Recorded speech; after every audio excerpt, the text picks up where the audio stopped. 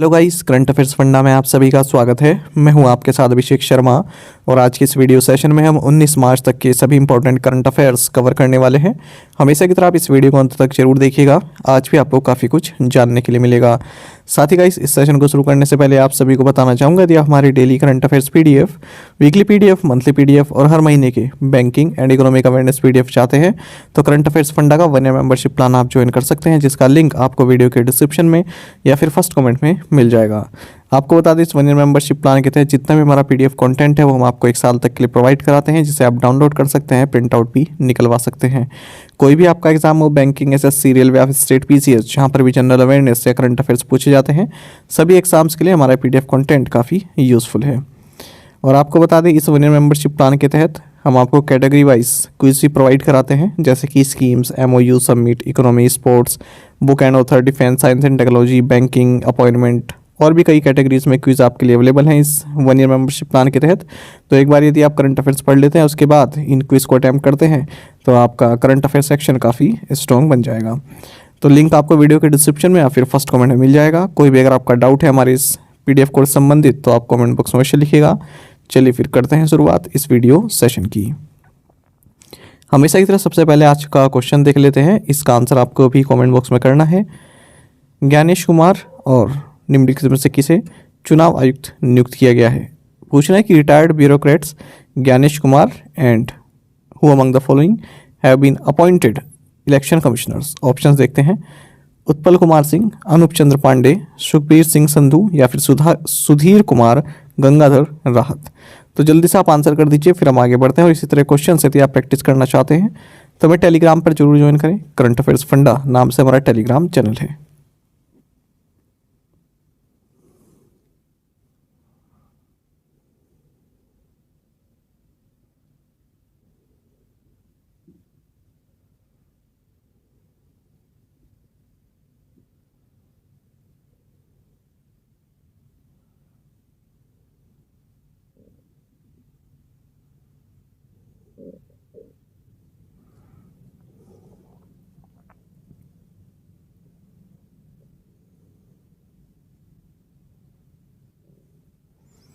According to the Election Commission's schedule, the Lok Sabha elections 2024 have been divided into how many phases? चुनाव आयोग के अनुसार लोकसभा चुनाव 2024 को कितने चरणों में विभाजित किया गया है? ऑप्शंस आपके सामने हैं। सही आंसर ऑप्शन सी है, 7 फेसेस। आपको जानना चाहिए कि इलेक्शन कमीशन ने जो लोकसभा पोल्स 2024 होने वाले हैं उनका शेड्यूल अनाउंस कर दिया है। इलेक्शंस 7 फेसेस में होंगे और जिनकी शुरुआत 19 अप्रैल से होगी, यानी कि वोटिंग 19 अप्रैल से शुरू होगी और 1 जून तक चलेगी। आपको बता दें, जो वोट्स की काउंटिंग है ये 4 जून को संपन्न होगी। तो ये काफ़ी महत्वपूर्ण है आपके लिए जानना है कितने फेसेस में होगा। पहले भी कई एग्जाम्स में देखा गया, जब 2019 के पोल्स हुए वहाँ पर भी देखा गया, उसके बाद जो एग्ज़ाम्स हुए वहाँ पर पूछा गया कि कितने फेसेस में ये 2019 का इलेक्शन हुआ है। तो इस तरह से ये भी आपके लिए महत्वपूर्ण है। मॉडल कोड ऑफ कंडक्ट ये इफ़ेक्टिव हो चुका है जैसी अनाउंसमेंट हुआ इलेक्शन शेड्यूल का। आपको जानना चाहिए कि इलेक्शंस जो है 4 स्टेट असेंबलीज़ के भी साथ साथ होने वाले हैं। ये वाले तो लोकसभा के होने वाले हैं और 4 राज्यों के भी जो असेंबली इलेक्शंस हैं वो भी साथ में होंगे। और इनमें है 175 मेंबर वाली आंध्र प्रदेश असेंबली, 147 मेंबर वाली उड़ीसा असेंबली, 60 मेंबर वाली अरुणाचल प्रदेश असेंबली और 32 मेंबर वाली सिक्किम असेंबली। तो इन जो ये 4 स्टेट असेंबलीज़ हैं इनका जो टर्म है वो जून में जो है पूरा हो जाएगा। ठीक है, तो इसलिए यहाँ पर भी इलेक्शंस होंगे। आपको बता दें 96.8 करोड़ वोटर्स, जिनमें कि 49.7 करोड़ मैन हैं, 47.1 करोड़ वीमेन हैं, ये अपना वोट देंगे अक्रॉस 553 कॉन्स्टिट्यूंसीज। और आपको जानना चाहिए 18th लोकसभा के लिए इलेक्शन हो रहा है। अच्छा, इस बार जो चुनाव हो रहे हैं इनमें 1.89 करोड़ फर्स्ट टाइम वोटर्स हैं जो पहली बार वोट डाल रहे हैं, जिनमें कि 85 लाख महिलाएं हैं। जो 17वीं लोकसभा है, ठीक है, ये 16 जून को एंड हो जाएगी, मतलब जो भी चल रही है। ये लार्जेस्ट एवर इलेक्शन होने वाले पूरे वर्ल्ड में। 2019 के जनरल इलेक्शंस हैं उनको भी सरपास कर दिया है और लॉन्गेस्ट हेल्ड जनरल इलेक्शंस भी होने वाले हमारे देश में 44 दिन तक चलेंगे। अगर हम फर्स्ट जनरल इलेक्शंस को छोड़ दें तो उन्हें हटाकर ये जो है अब तक के लॉन्गेस्ट इलेक्शंस होने वाले हैं 44 दिन तक। मैक्सिमम लिमिट जो है इलेक्शन एक्सपेंसेस की लोकसभा कॉन्स्टिट्यूंसी के लिए ये 95 लाख रुपीस पर कैंडिडेट है सभी स्टेट्स के लिए, अरुणाचल प्रदेश, गोवा और सिक्किम को छोड़ के। इन तीनों स्टेट्स में 75 लाख रुपीस पर कैंडिडेट है। अगर हम यूनियन टेरिटरीज की बात करें तो मैक्सिमम लिमिट जो दिल्ली और जम्मू एंड कश्मीर के लिए है ये 95 लाख रुपीस पर कैंडिडेट है, और जो बाकी की यूनियन टेरिटरीज है उनके लिए 75 लाख रुपीस पर कैंडिडेट रहने वाली है। आपको बता दें article 83 of the constitution of India के अनुसार जो लोकसभा के इलेक्शंस हैं ये 5 साल में एक बार होते हैं, और 543 इलेक्टेड एमपीज इलेक्ट किए जाते हैं सिंगल मेंबर कॉन्स्टिट्यूंसीज से using first pass the post voting. अच्छा, आपको ये भी जानना चाहिए जो 104 वा अमेंडमेंट किया गया कॉन्स्टिट्यूशन में, तो इसमें जो 2 सीट्स एंग्लो इंडियन कम्युनिटी की रिजर्व रहती थी उसको एबोलिश कर दिया गया। आपको ये भी जानना चाहिए हमारे जो फर्स्ट जनरल इलेक्शंस हुए थे वो 25 अक्टूबर 1951 से 21 फरवरी 1952 तक हुए थे।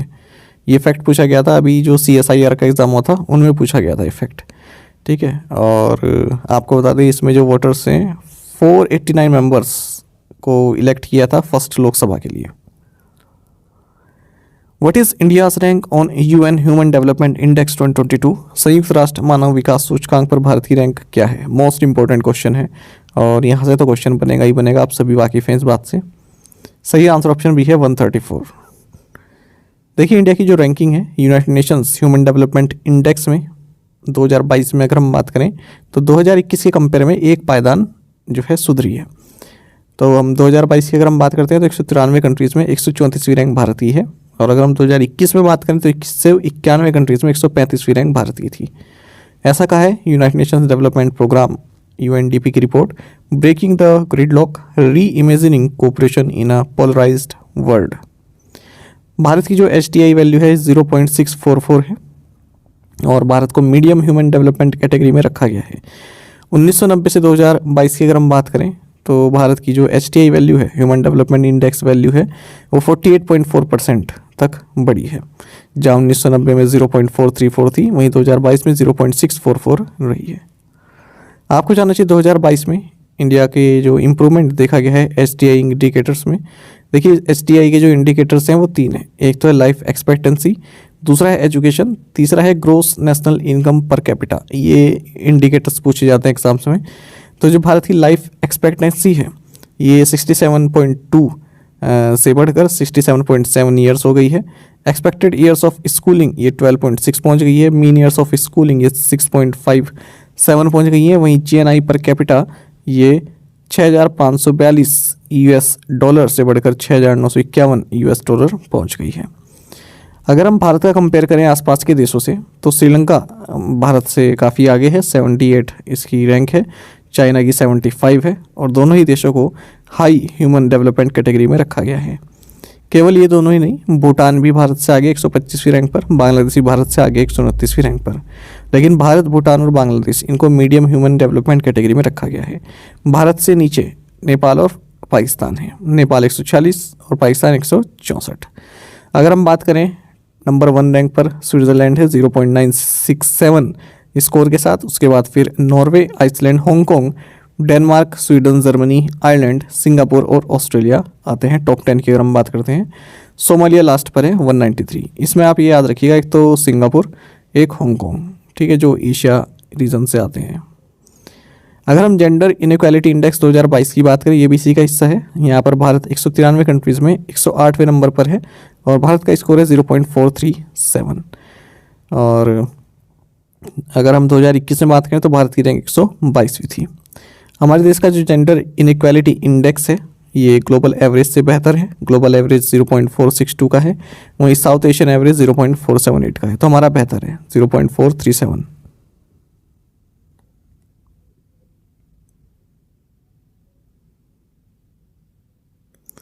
अच्छा, जो GII है ये जेंडर इनइक्वालिटी को 3 डायमेंशंस में मेजर करता है। एक तो है रिप्रोडक्टिव हेल्थ, दूसरा है एम्पावरमेंट, तीसरा है लेबर मार्केट।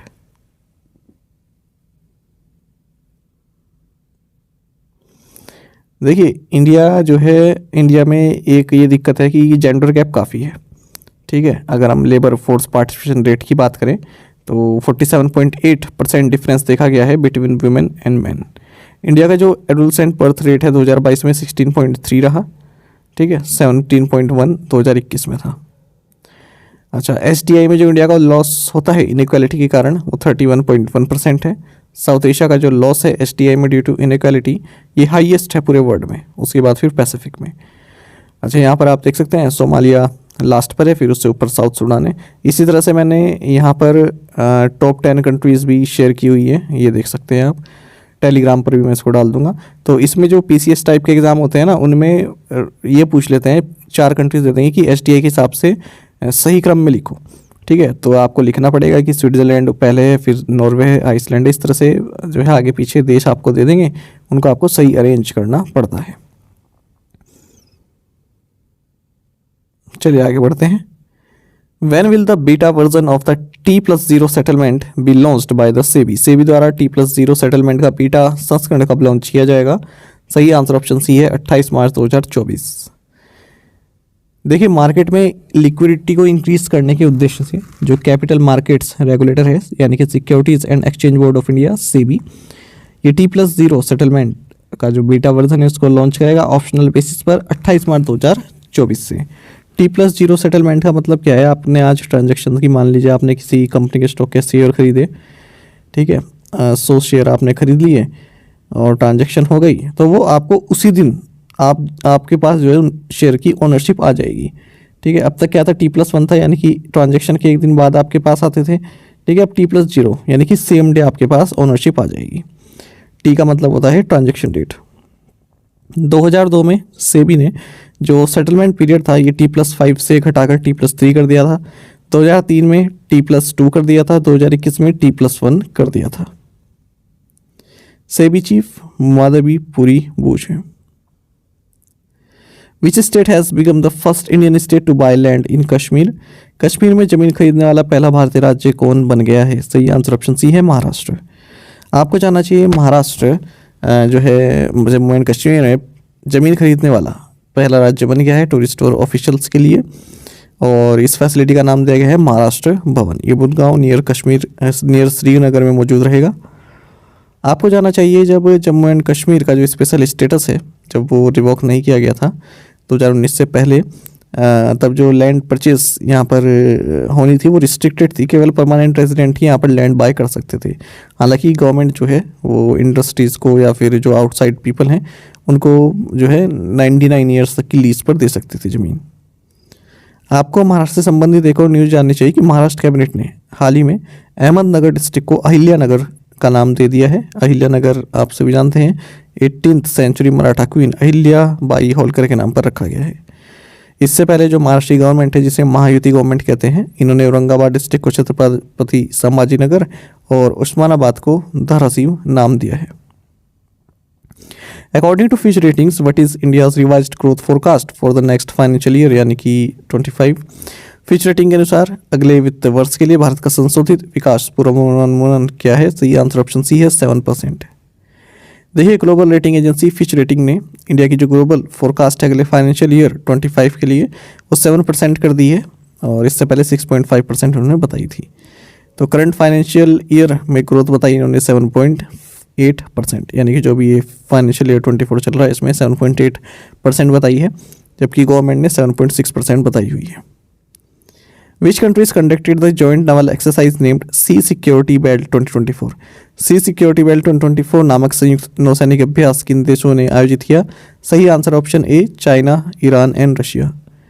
देखिए, रशिया, चाइना और ईरान इन्होंने सी फेस कंप्लीट कर लिया है सी सिक्योरिटी बेल्ट 2024 एक्सरसाइज का गल्फ ऑफ ओमान के पास। वहीं शोर फेस जो इसका हुआ एक्सरसाइज का वो ईरान की जो सिटी है चाबार वहाँ पर किया गया।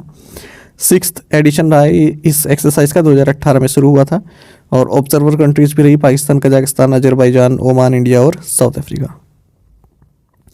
India's first indoor athletics centre inaugurated in which city? Bharat के पहले इंडोर एथलेटिक्स केंद्र का उद्घाटन किस शहर में हुआ? सही आंसर ऑप्शन डी है भुवनेश्वर।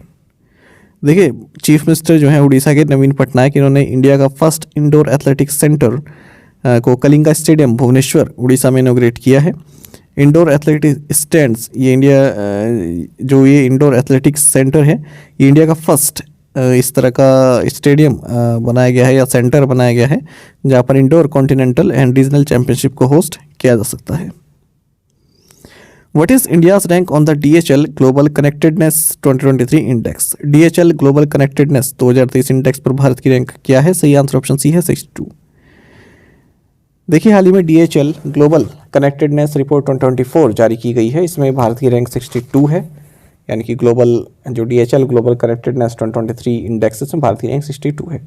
4 पिलर्स हैं इसके, ट्रेड, कैपिटल फॉर्मेशन, माफ़ कीजिएगा ट्रेड, दूसरा है कैपिटल, तीसरा है इन्फॉर्मेशन और चौथा है पीपल फ्लो। तो इंडिया की जो हाईएस्ट रैंक है इन पिलर्स में वो सबसे ज़्यादा कैपिटल फ्लो में 35। इस रिपोर्ट को कमीशन किया गया है जर्मन लॉजिस्टिक्स कंपनी DHL के द्वारा, प्रिपेयर किया गया है New York university stern school of business के द्वारा। कंट्री की जो कनेक्टेडनेस है वर्ल्ड में वो मेजर की जाती है जो ग्लोबल मूवमेंट है ट्रेड का, कैपिटल, इन्फॉर्मेशन एंड पीपल के द्वारा। तो 2024 का जो ये एडिशन है इस रैंकिंग का 181 कंट्रीज़ ने इसमें पार्टिसिपेट किया है।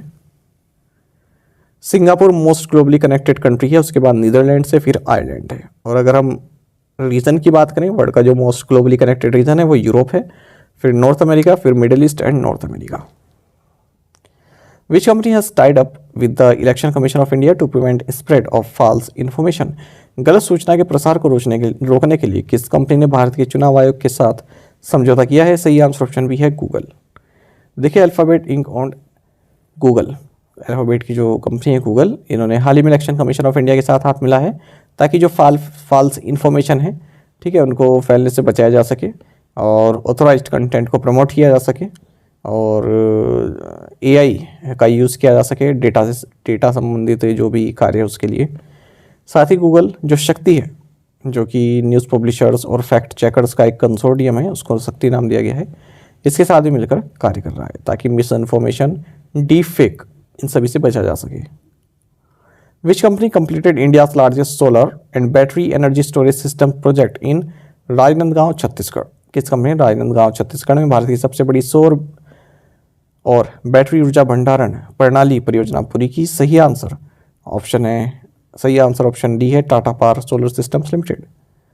देखिए Tata power solar systems limited जो कि सब्सिडरी है Tata power renewable energy limited की, इसने इंडिया का largest solar and battery energy storage system project complete कर लिया है राजनांदगांव छत्तीसगढ़ में।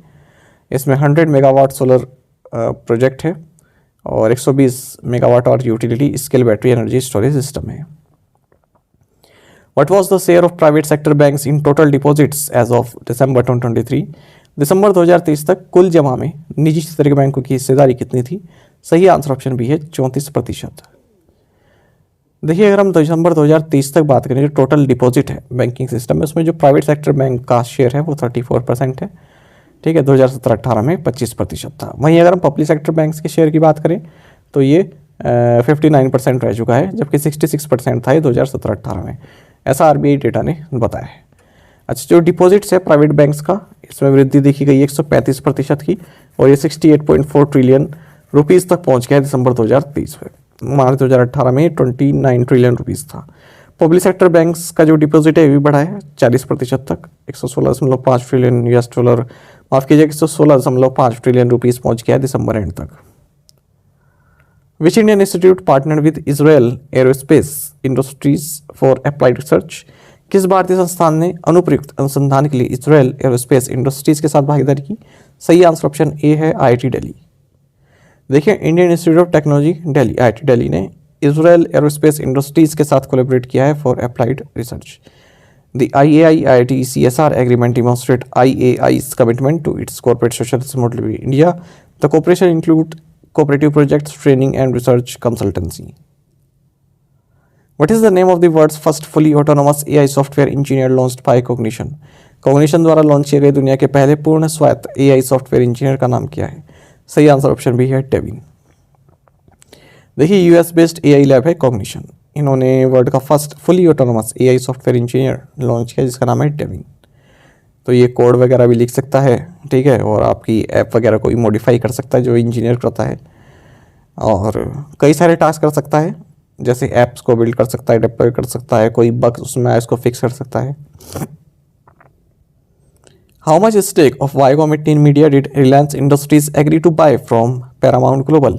रिलायंस इंडस्ट्रीज पैरामाउंट ग्लोबल से वायकॉम 18 मीडिया की कितनी हिस्सेदारी खरीदने पर सहमत हुई। सही आंसर ऑप्शन बी है 13.01%। देखिए रिलायंस इंडस्ट्रीज पैरामाउंट ग्लोबल की जो एंटायर 13.01% स्टेक है इसमें वायकॉम 18 मीडिया एंटरटेनमेंट नेटवर्क में उसको बाय करेगा लगभग 4,286 करोड़ रुपए में। और इस ट्रांजेक्शन कंप्लीट होने के बाद जो रिलायंस की इक्विटी स्टेक है वायकॉम 18 में ये 70.49% हो जाएंगे। आपको बता दें वायकॉम 18 जिसके ओनर रिलायंस है ये 14 टेलीविजन चैनल्स ऑपरेट करता है। Who was declared reformer of the year at the economic times award for corporate excellence 2023। Corporate उत्कृष्टता 2023 के लिए इकोनॉमिक टाइम्स अवार्ड में किसी वर्ष का सुधारक घोषित किया गया।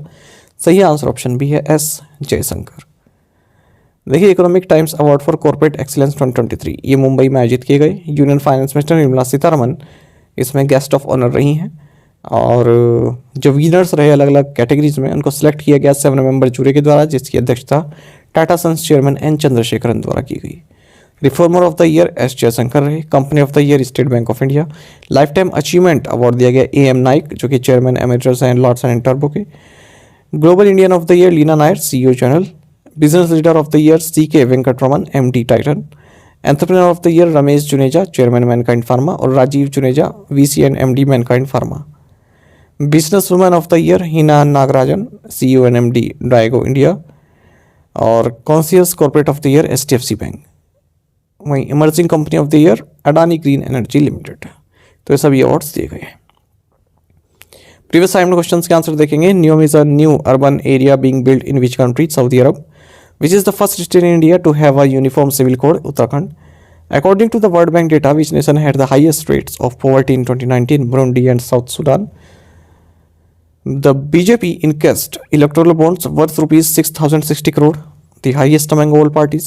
Which party got the second highest share? According to the data shared by the ECI, answer is Trinamool Congress. The CA rules reduce the qualification period of application for citizenship from 11 years to how many years? For migrants who entered India before December 31st, 2024, answer is 5 years. आप में से कई students बिल्कुल सही answer किया है। इस तरह से आप पार्टिसिपेट करते रहिए। चलिए आज के असाइनमेंट क्वेश्चन देखेंगे। Who has been appointed the new prime minister of Palestine. The US has had 46 presidents so far.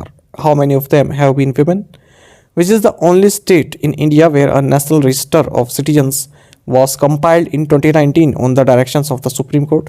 In which year India declared its nuclear doctrine based on no first use policy and reserved the right to massive retaliation in case it was attacked first? Who is the new chairman and managing director of Northern Coalfields Limited, the Singrauli based flagship subsidiary of Coal India Limited? इन पांचों questions के answer आपको comment box में देने हैं। यदि आपको एक question का आंसर भी आता है तो भी आप हमें कमेंट बॉक्स में अवश्य बताइएगा। साथ ही करंट अफेयर्स फंडा को आप टेलीग्राम पर भी ज्वाइन कर सकते हैं। यहाँ पर रेगुलर वीडियो अपडेट्स और करंट क्विज़ हम आप सभी के लिए डालते रहते हैं। साथ ही डिस्कशन ग्रुप में आप किसी भी क्वेश्चन का सोल्यूशन पा सकते हैं। दोस्तों हमारे करंट अफेयर्स की पेज दी गई है, इसको आप जरूर देखें। अपने दोस्तों के साथ फेलो स्टूडेंट के साथ हमारे करंट अफेयर्स को आप शेयर जरूर करें। आज का इस सेशन आपको कैसा लगा आप कमेंट बॉक्स में अवश्य बताइएगा। Thank you guys.